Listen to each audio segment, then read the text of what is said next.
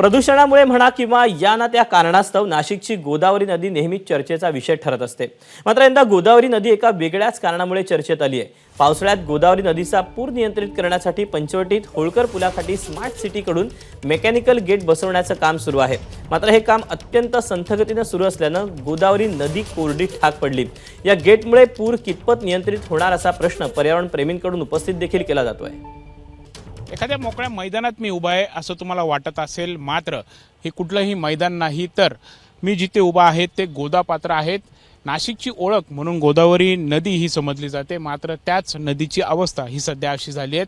आपण जर बघितलं तर स्मार्ट सिटीच्या माध्यमातून गोदावरीचं काम हे हाती घेण्यात आलेलं आहे। जो व्हिक्टोरिया ब्रिज आहे, होळकर पूल म्हणून ज्याची ओळख आहे, त्या ब्रिजच्या खाली मेकॅनिकल पुलाचं काम हे केलं जात आहे। पूर नियंत्रणासाठी खरं तर ही नवीन संकल्पना स्मार्ट सिटीकडून राबवण्यात येते, मात्र त्या कामासाठीच गेल्या अनेक दिवसांपासून अशा प्रकारे गोदावरीचं पाणी जे आहे ते रोखण्यात आलेलं आहे आणि त्यामुळे गोदावरी ही कोरडी ठाक पडलेली आहे। गोदावरीचं म्हणजे इतर वेळी आपण जर बघितलं तर इथे पाणीच पाणी हे बघायला मिळत असतं, बोटिंग ही सुरू असते, कुठे पक्ष्यांचा विहार आपल्याला बघायला मिळत असतो, मात्र तिथलीच अवस्था ही सध्या अशी झालेली आहे। हे जे मेकॅनिकल गेट हे बसवलं जातं आहे त्याला पर्यावरण प्रेमींचा देखील विरोध हा बघायला मिळतोय। हे मेकॅनिकल गेट बसून खरं तर पूर नियंत्रणामध्ये कितपत यश येईल असा प्रश्न ते उपस्थित करतायत।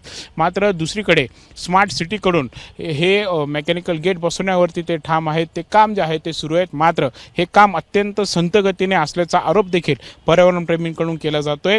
आता किती दिवस खरं तर हे काम अशा प्रकारे सुरू राहणार, गोदावरीची किती दिवस अशी अवस्था ही बघायला मिळणार, हा खरं तर प्रश्नच आहे। कॅमेरामॅन मयूर बारगेसह प्रांजल कुलकर्णी, एबीपी माझा, नाशिक। एबीपी माझा, उघडा डोळे बघा नीट।